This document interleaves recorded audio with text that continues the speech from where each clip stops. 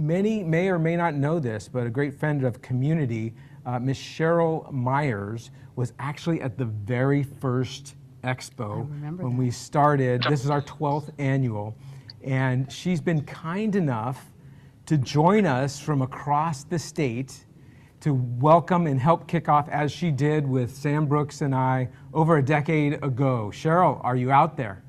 I am out here, and I'm so sorry. I cannot figure out how to turn my camera on my phone. I'm coming to you from, actually, it just stopped raining, and it's beautiful here in Pendleton. I'm meeting with the Umatilla Tribal Council this morning with our audit team. But I am so sorry I'm unable to be with you today. But how exciting, the 12th year, Ron, and it's just a privilege and honor to be able to say hello to many of my good friends and to friends I have not yet met. I'm the Deputy Secretary of State. I am super thrilled to be in that role, and obviously through that, in our Corporation Division, our Office of Small Business Assistance. Okay, it says, ask me to start my video. It says I'm unable to access it, sorry. But through our Office of Small Business Assistance, we are here for you. And I know that we have folks from our team there today, so please stop by and see them. And Ron, congratulations, a dozen years, so exciting. I know you're gonna have a fabulous day, and I am definitely with you in spirit. So thank you for the opportunity to just say a couple of words this morning. Well, Cheryl, we miss you, and we thank you for all the service and the work you do with and for community. We have your beautiful picture in the program, so for those of you who haven't seen it online, there's a downloadable program, the Guide of the Day, and then they're giving them out on the floor here for those arrive. So Cheryl, I miss you. I know you're doing some amazing work out there. Wonderful to see your success and your hard work and commitment through the years. Thank you for your work with the Secretary of State, and thank you for bringing your team out here. You're absolutely correct. The Office of Small Business Assistance is here, as well as the Certification Office of Business Inclusion and Diversity is here from the state of Oregon. So thank you so much for your work. Thanks, Ron. Have a great one. Bye, everybody. Okay. Proud. And I'm so excited to bring forward this next great friend, literally a person I have a very special bond with. My youngest daughter, who is 21 now, and his youngest son happened to have been born at the same location, at the same time, or at the same day, and within hours of each other. And just a few doors down. Just a few doors down. And we met soon after that. That was over 20 years ago. Tyrone, you've done some amazing work in and with and for, purposeful work for community. I am honored that you would take some time and share with us part of your journey. And without further ado, this is Mr. Tyrone Henry with the Energy Trust of Oregon. Let me start by thanking my buddy Ron first for allowing me to speak to you today. And I'd like to also thank my director at Energy Trust of Oregon, Mike Cobro, for allowing me to participate in Ron's fabulous Business Expo.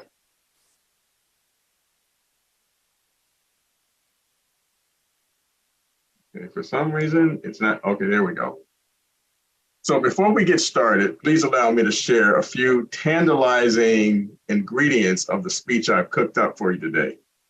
We'll start with a pinch of improvement, add a dash of purpose, then a sprinkling of empathy and belonging, a helping of R&D, and for dessert, a warm compote fruit sauce guaranteed to elevate your taste buds and your thinking. Sound delicious? Okay, let's get started. So as a coach and father of two amazing student athletes, my daughter and my son both earned the honor of playing at the collegiate level. Growing up, we had two sayings in our household. One was improvement should be the biggest room in your house. And the second one was complacency is the enemy of success. My wife and I wanted our children to appreciate the fact that no matter how good they became at their sport, and they both were pretty good. There is always room for improvement, and we never wanted them to settle or become complacent. We also encourage our children to write goals, to sharpen their focus in sports and in the classroom. The end result was two very successful student athletes that saved their mommy and daddy a lot of money in tuition. Now, there are many of you here today that are also very good at what you do as well. And I commend you on keeping your business relevant and profitable in these turbulent times. However, there's always room for improvement, right? Show of hands of those who feel they may have allowed themselves to become complacent with their success in their business. Don't see any hands yet. Okay. Totally understand. We've become overwhelmed at times from wearing so many hats in our business. Employees leave us. I get it. No doubt you all have a lot on your plate as business owners. And once again, I commend you. So today, I'd like to talk to you about this notion of improvement being the biggest room in your house, and perhaps offer some wisdom I have gleaned over the years to help ensure you and your business don't become complacent or stagnant. To start, a call for purpose-driven leadership in 2023 and beyond is critical for the success of your business.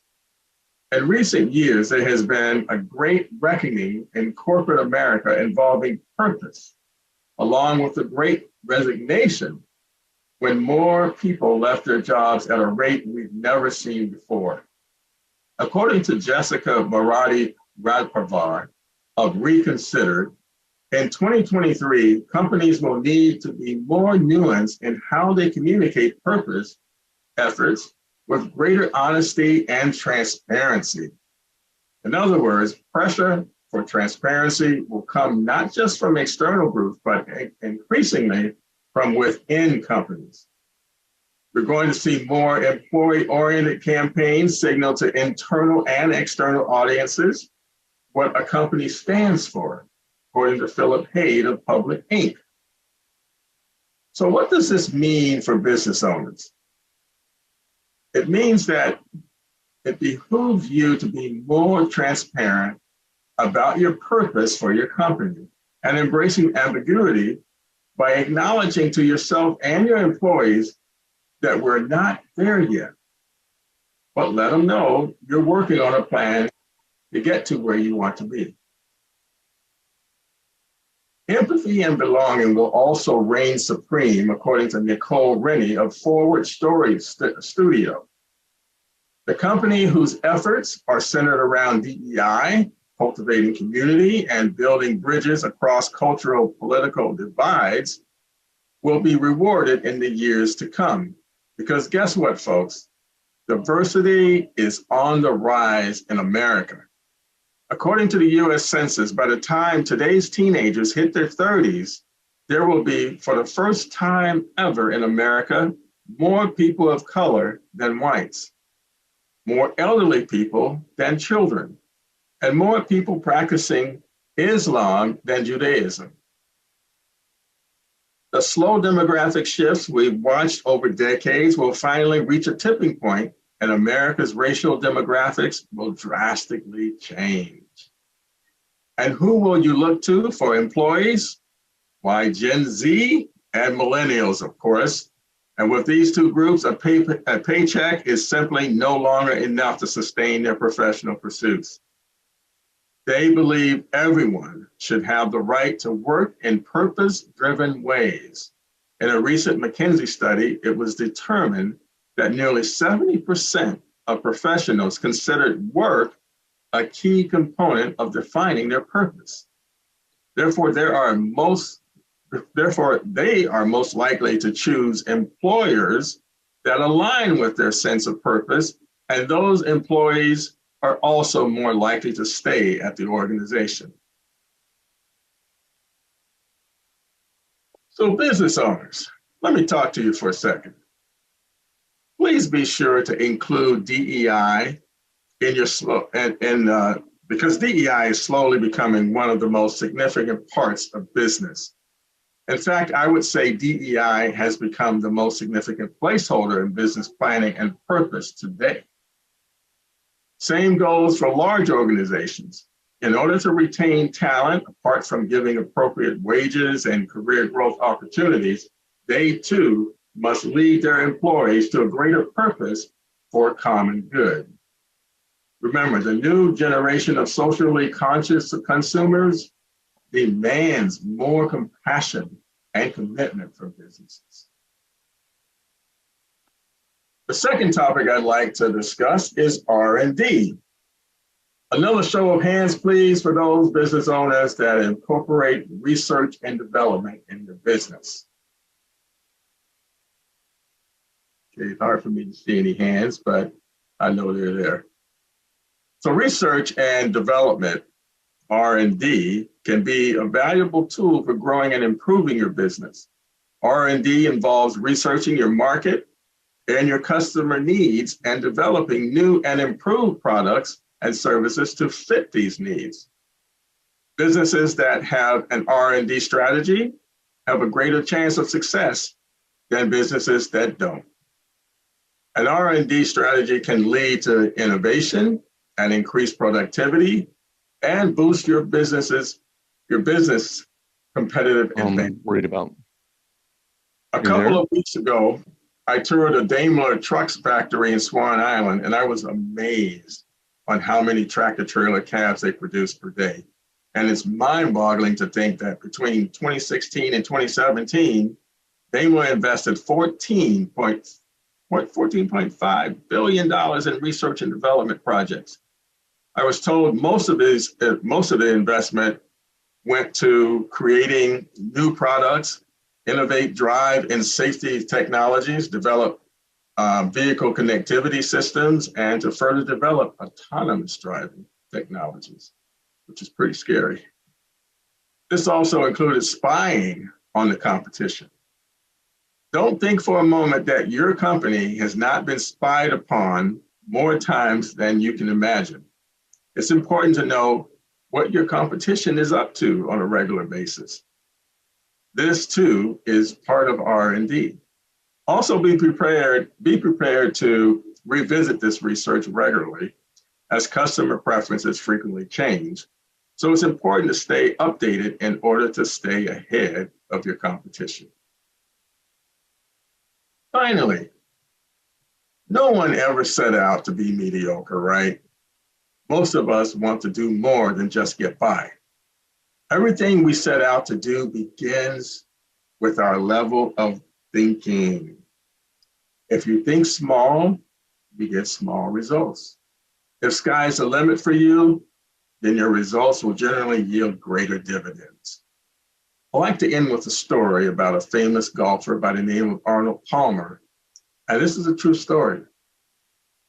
Palmer was once invited to play an exhibition match in Saudi Arabia by the Saudi king.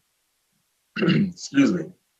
After the match, the king was so impressed, he proposed to give Palmer a special gift to commemorate his visit.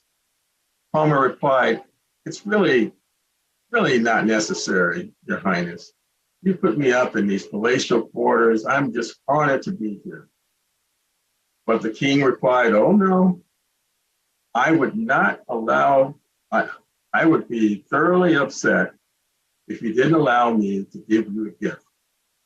So Palmer thought for a moment, and not wanting to dishonor the king, he answered, "All right, why don't you give me a golf club?" The king thought for a moment, then promised Palmer he would have his golf club on his return to the US. Once Palmer returned to his home, he began to wonder what kind of club the king would give him. Maybe a solid gold putter? Or a diamond-adorned iron set with his name engraved on it? Every time the UPS truck drove by in his driveway, Arnold was filled with excitement to see what kind of club the king had sent him. A few weeks later, Palmer received a letter in the mail that was from the king. Not knowing what to think, He opened it, and what he found inside was shocking.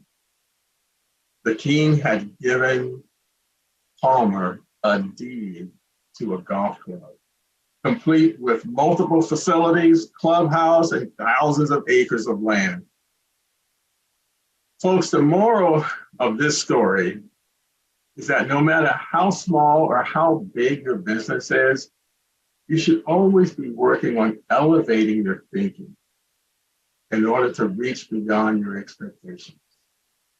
As my all-time third favorite athlete behind my daughter and my son, Muhammad Ali, used to say, if your dreams don't scare you, they aren't big enough. Remember, folks, it doesn't matter who you are or what stage in life you're in. There is always room for improvement. Thank you, Ron. I hope you enjoyed that speech. Tyrone, that was awesome. We give a round of applause, Tyrone. Yeah. Hey, you know, you got a little R&D, you got a little DEI, you got a little empathy, and finish it with a swing. Bud, you knocked it out. I so appreciate your amazing work. Through the journey, you've really exemplified purpose in my mind and so much of what you do. Thank you for the inspiring words, my friend. Keep up the great work, and God bless, brother. God bless you too, Ron. Thank you. All right. So how about we do a little movement? Right. You know, sometimes you get talking a lot or sitting in the chair at home. So we have a special treat for you. Deanna, who is our featured guest we for have noon? with us, and I've seen this performance, and she is outstanding, and she will get you moving. So we have Latasha Wilson, who is the co-founder, co-owner of Hip Hop Hits, and she is going to be presenting. It's called High Intensity Interval workout. Interval training. Yes, thank you. Yeah. And so, Latasha, we are turning it over to you. Make us move. This is Hip Hop Hits.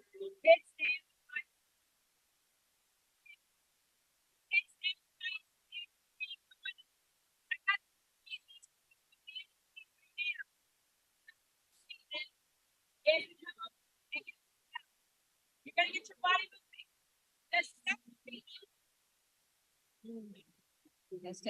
The second reason for you to come on over is to get an experience.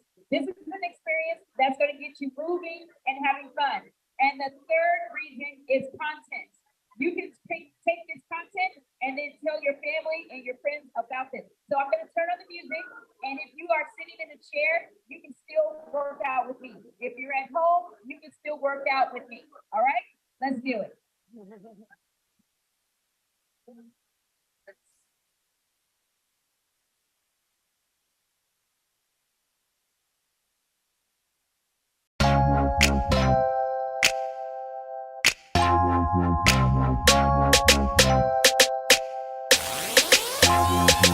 Check it. Look at me, I'm all the way turned up. I ain't smoking, but my homie in here burnt up. Yeah, I'm working on him, but he straight though.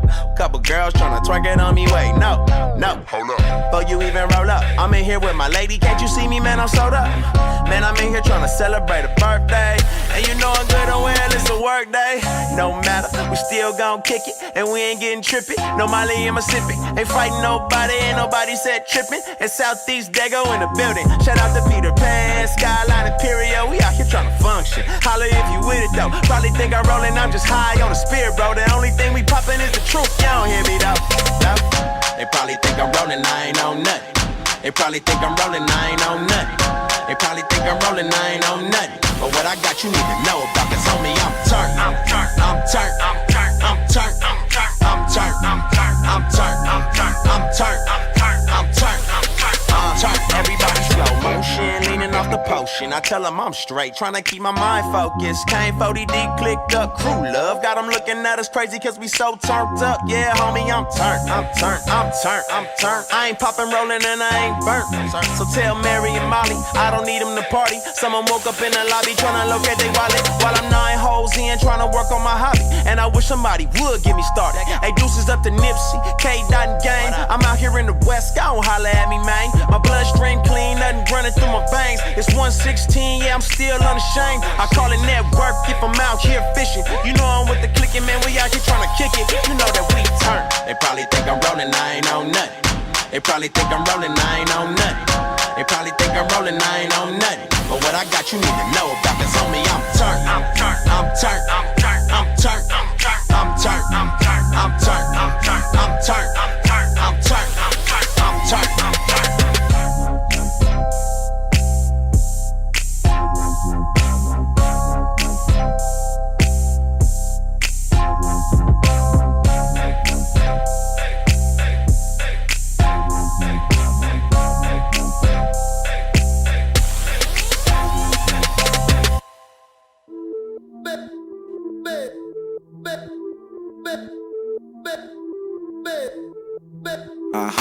Suzuki no be Jincheng, JT no be Lukenga. You know me, another pretender. From start of the week to the weekend. Another eye for corner, footwork like Pogba.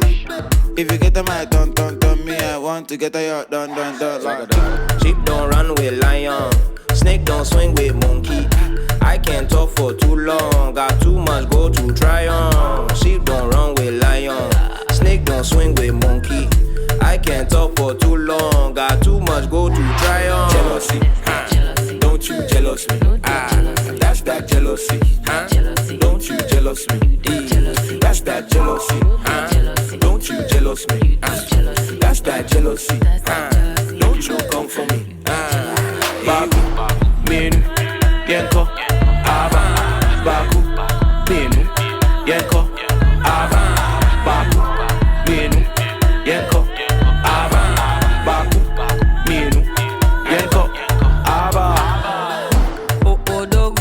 I beg me then talk, we go give them the action. I be the grandmaster, salute the commander. Hey, Otumba, Oga, Sadie, Chama, Mansa, Oba, Yaro, Kero. Sheep don't run with lion, snake don't swing with monkey. I can't talk for too long, got too much go to try on. Sheep don't run with lion, snake don't swing with monkey. I can't talk for too long, got too much go to try on. Jealousy, don't you jealous me? That's that jealousy, don't you jealous me? That's that jealousy, don't you jealous me? That's that jealousy, don't you come for me? Baku, menu, yenko, ava. Baku, menu, yenko, ava. Baku, menu, yenko.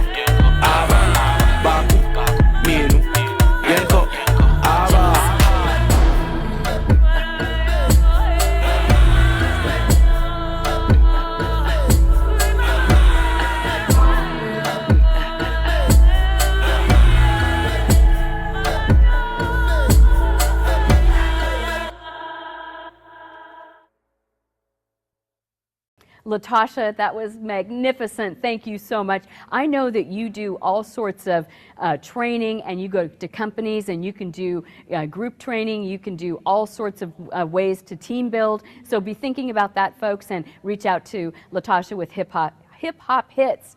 Absolutely fabulous. Thank you so much. So speaking of friends, we've got one more over here that's going to help kick us off. Yeah. Our good friend Juan Carlos Gonzalez with Metro, our counselor. I'm going to step up. Come on in. Hey, Ron. Nice to see you. Great to see you, sir. Yes. So we are privileged enough to be here and served by Counselor Gonzalez, and he's going to help launch the day and also share some more words about what's happening in Washington County. Absolutely. Well, thank you, Ron, and congratulations to the Expo West family on 12 years. Good morning. Buenos días a todos. has been mentioned, my name is Juan Carlos Gonzalez. I am your Metro Counselor representing District 4, which is North and Northwest Washington County. Born and raised in this community and just love all of the activity, the energy, and it is such an amazing pleasure of mine to be here with the titans of industry, with the innovators, the creators, the doers that give the West Side life. If you are not in the West Side, this is your invitation to come join us, come do business here, because this is the engine of our state. I want to really acknowledge that these last few years have been trying for our community. We have struggled, no doubt, but I really resonate with the theme of this year. Purpose is key. It's something that is driving me every single day. It is driving my colleagues on the Metro Council to really center the purpose of our region, of our counties, of our cities, of our business owners, of the people that live and work here, that love to live here, to make sure that our region is the best that it can be. I am so honored to be here to help kick you off. On behalf of Metro, on behalf of the Metro Council, I want to congratulate this organization and this expo for 12 amazing years.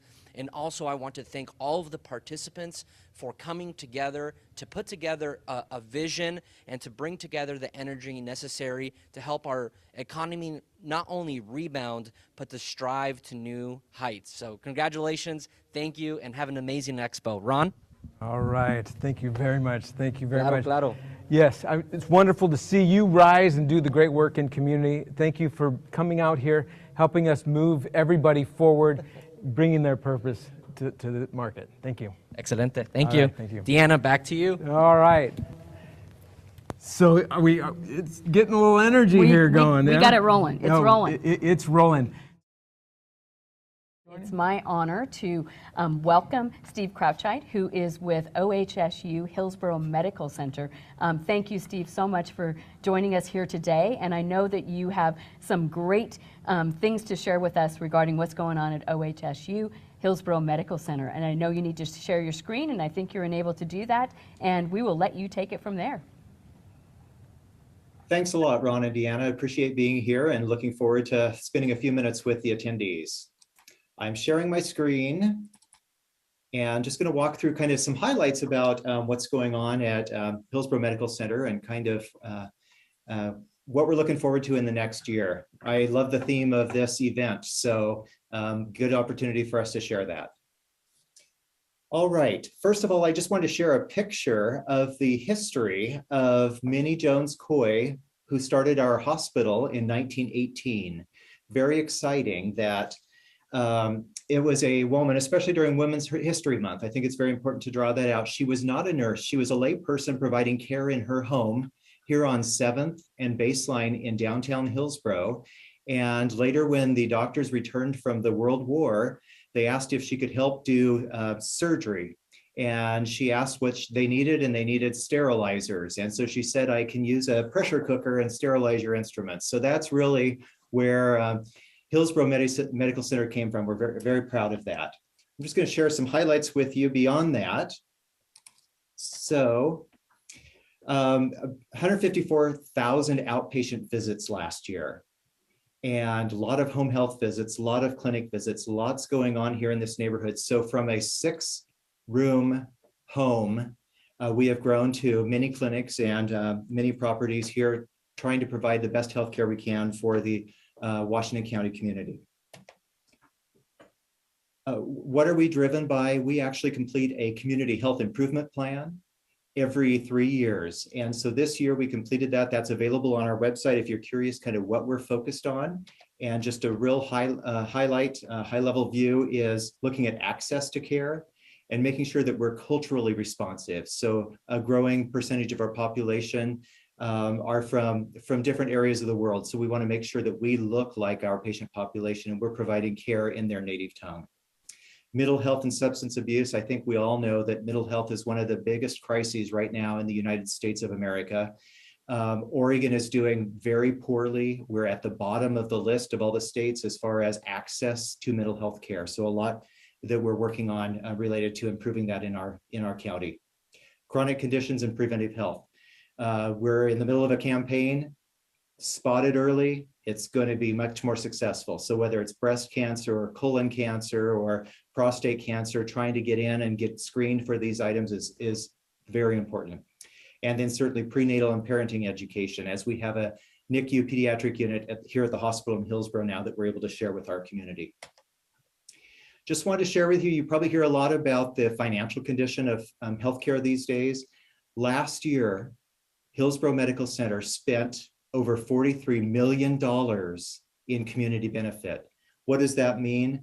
It's charity care, so people who can't afford their care, or unreimbursed costs of care, community health improvement, health professions education, sponsorship of community programs, and so on. So a lot of money going back into our community to make sure that we're providing good health for our community.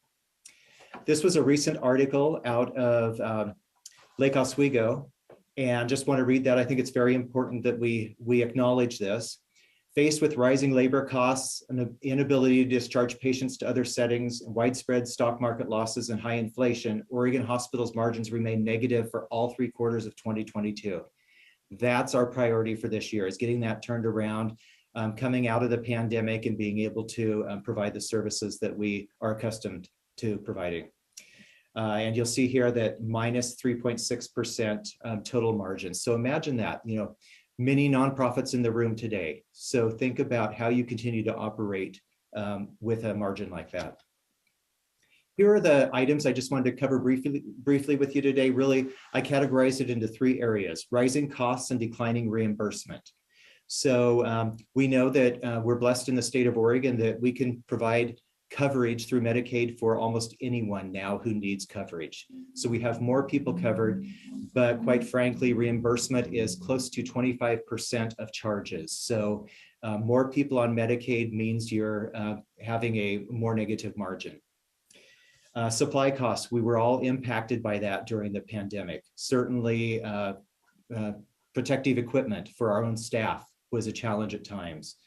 More patients, and the capacity issues. We have more patients than we've ever had here at the hospital. Our ER many days is flooded. We see 150 patients on a busy day, and many of those patients need to be hospitalized. So trying to make sure that we're ready for them. And truly, we are at capacity right now, as are most hospitals in the Portland area. ED overuse. People can't get into primary care because we're still short of primary care providers. So they end up waiting until they're sick enough to show up in the emergency department.